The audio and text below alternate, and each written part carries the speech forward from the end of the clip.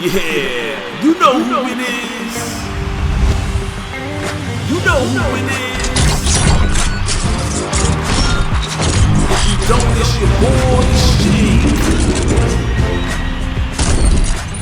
So what up 2K fans, this is my animations and attributes update video. I'll share my attributes at the end of the video. Things haven't changed, I've been in the playoffs, so my attributes are the same as it was last video. I'm gonna kind of go through this pretty quickly because we've been doing this all year long and I know you guys just want to see the animations that I'm using. My jump shot is release number 1.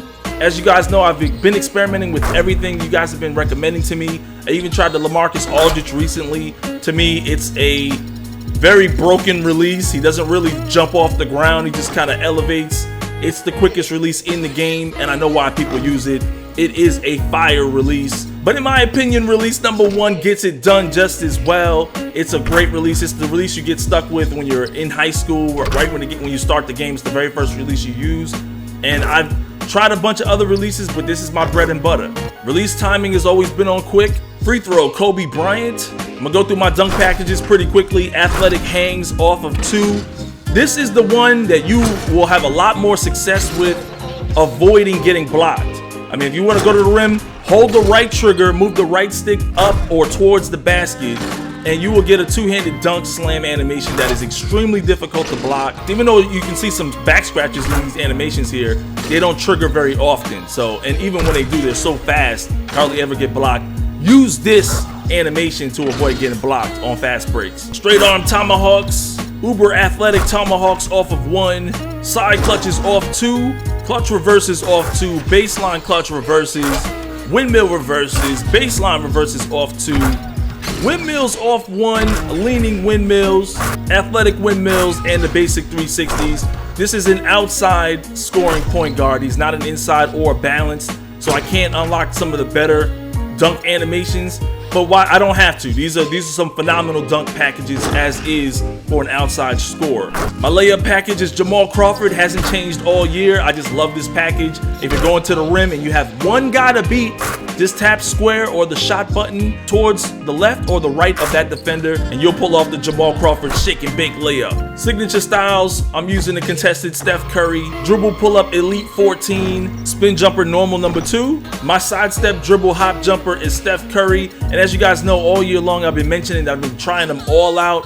I kind of rested on Steph Curry, then all of a sudden I saw the whole community using it. We used to use it all the time in the Pro-Am, but this is what I see people doing now, just going left or right with it. I think people just like finding ways to cheese in the game. It's pretty cool. This is a great move. You don't really have to do it once, you know, just do it one time and I'm past my defender in a lot of cases. So it's a great move. You can definitely give it a try. Post fade Michael Jordan, which I have been using a lot more lately. Post hook number 10, post hop shot number 8, shimmy shot number 2, protect jumper number 3, upright dribble posture, little deceiving. I used to use a low, now I use an upright. Maybe I'll go back to low next year. Currently ISO crossover number 2. Number 6 breaks ankles. Number 2 gets them twerking and flailing their arms in the air. The big difference between the two, I think crossover number 6, you have a little bit more success avoiding the auto hesitation when you run into that invisible wall after doing a crossover. I think crossover number 6 avoids that a little better than number 2, but number 2 is just a little faster, and I just kind of go between them both all year long. I kind of switch it up anytime I feel like it. Behind the back number 7, number 6 is really good too to avoid the ball getting knocked out of your hands. The only problem with number 6 is if the defender is too close to you, he can interrupt this animation. Whereas number 7, you can pretty much pull this off even if he's right on top of you. ISO spin number 7, and it's mainly because of this move right here, the cross spin. It's a very rare move, no one uses it, so I like to use it. Hesitation number 3, I go between hesitation number 3 and hesitation number 4. Hesitation 3 is great for shooters. You want to step back behind the 3-point line and nail that jump shot. Or hesitation number 4 is great for guys that want to contest the rim, like inside scorers or even balanced players. You can do way faster crossovers with this one too. So hesitation number 4 is one of my favorite as well. Signature size up number 18. If you're playing my career mode, this one, and if they're playing Pro-Am as well, you will definitely get ankles with that behind the back move he does at the end of the animation. You won't drop him to the floor, but you'll get him stumbling. My inside and out is currently Jeff Teague, mainly because you can boss off a super fast crossover, which I'll show you at the end of this video. Or I use the Steph Curry. Steph Curry is another one that I use. I've been using this one probably more than this Jeff Teague all year long. You can cross over out of this one very late in the animation and really deceive your opponents, especially real life opponents. The AI has trouble guarding this. It's a pretty good move. Won't break ankles, but definitely gets you some separation. And once again, just avoiding using the Jamal Crawford everybody uses. I like to use the Kyrie Irving for the ISO size up cross. That little step back does stumble your defenders. And if I'm not using the Kyrie Irving, I'm using the Chris Paul. This will drop your defender. It's a great move to use at the end of a combo, and it will drop defenders. The Chris Paul ISO size up cross. This one gets them. This one puts people on the ground. So definitely give this one a try. My ISO size up escape is the Kyrie Irving. Haven't really changed it all year long. I've been pretty successful using this one. You can interrupt and break the animation and still break ankles. That initial crossover he does gets ankles. So you don't have to pull off the full animation. You can just stop it right there. My MyPARK Animations, when it comes to flashy passes, I try to just use like one package because it seems like when you use too many, your character does the wrong animations at the wrong time. So because you have to have a driving dunk rating of an 80, as an outside scorer, I don't have that ability to choose any of the park dunk animations. My park size up is number 31. And just recently, I found out that you can break ankles with this right there, that behind the back move he does.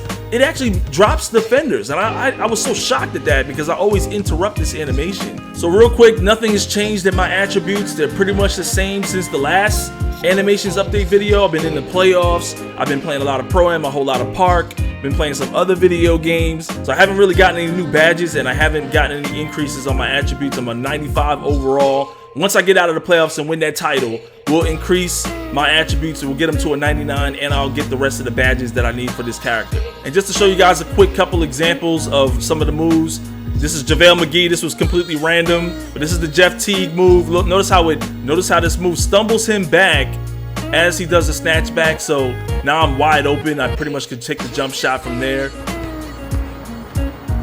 Another move you could do is that Jeff Teague cross. This is the Jeff Teague cross where you interrupt the animation before the snatch back. Take a look at this. Look how fast you can get that separation. Look how much distance I have on JaVale McGee. Again, this was random. I just randomized the pick and then picked JaVale McGee. Kyrie Irving, a good example of. And here's the Kyrie Irving. I just wanted to show you guys how you can get that stumble animation. Look how he stumbles and look how much distance I have. Wide open jump shot, excellent release, buckets. There goes my ISO cross. Okay, this is my ISO size up. I just mentioned earlier that it does get ankles. Look at this. The behind the back move, stumbling him, getting his hands raised. I could have went to the rim. I took the jumper. A number of things I could have done in that situation. That's the Kyrie escape. Notice how I interrupted the animation. So here you're gonna see the Kyrie escape. And I interrupt the animation early. Look at that. That first cross can get ankles. You can either drop him to the floor or stumble him. I could have taken the jump shot, decided to go to the rim for the dunk. Okay, if you take a look at my ball control rating, is an 84. In order to do the reverse snatchback dribble moves, your dribble rating has to be an 85 and above. So if I was 1 inch shorter, a 6'3" point guard, I'd be able to do those reverse snatchback dribbles no problem. So every now and then, what I like to do, just to switch things up, give me some different animations. Like I said, I like to use that standard snatchback animation. It gets a lot of ankles, a lot of ankle breakers, but every now and then I like to boost my playmaker. If you guys enjoyed this quick video, smack that like tab to show your support. Definitely subscribe if you're new to my channel, and you won't see me out here doing no cheese behind the back moves. I just like to do it in practice, and I will be back with some more animation updates, my career videos, Rise to Legend Park gameplays, top 10s, 1v1s, and I'm covering the NBA and some 2K17 news for you guys later. That might really be Kyrie Irving. And if it is, he just got his ankles broken. Dang, just snapping them ankles.